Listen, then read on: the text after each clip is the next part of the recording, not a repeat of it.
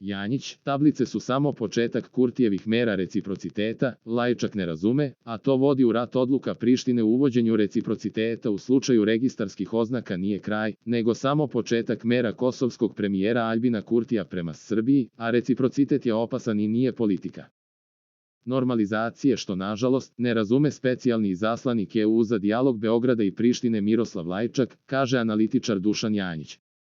On je za Kosovo online rekao da gde god se vodila politika reciprociteta u Evropi, to je završavalo ratovima. Politika reciprociteta je politika vlade Aljbina Kurtija. Očigledno to moraju da shvate i Beograd i Brisel. On je to najavljivao i u prvom i sada u drugom mandate, rekao je Janjić.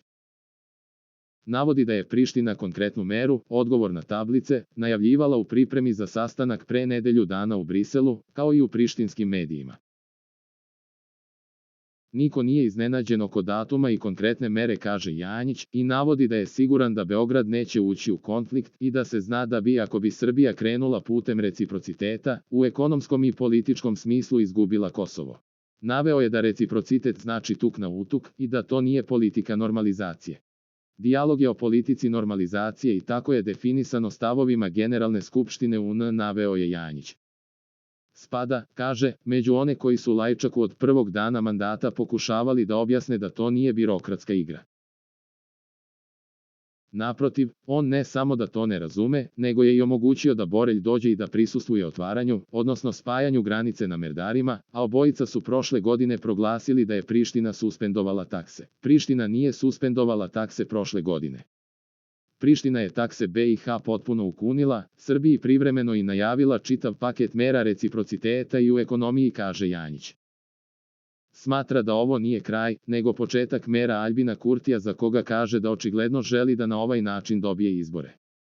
Srbija je tolerisala i išla u dijalog, da se Aleksandar Vučić nije pojavio na pregovorima bio bi proglašen za krivca.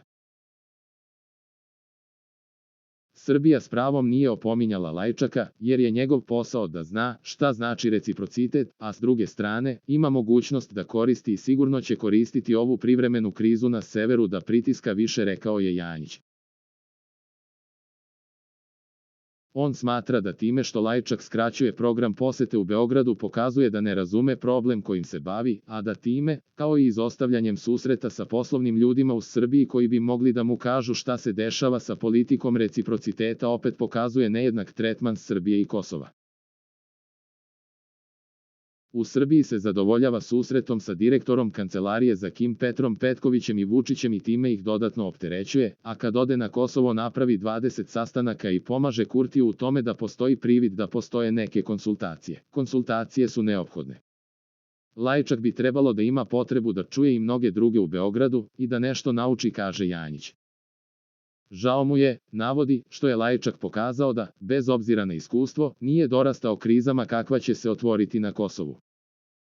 Za najnovije vesti iz zemlje i sveta kliknite subscribe, like i zvonce svaki dan, najnovije vesti, zato nas zapratite.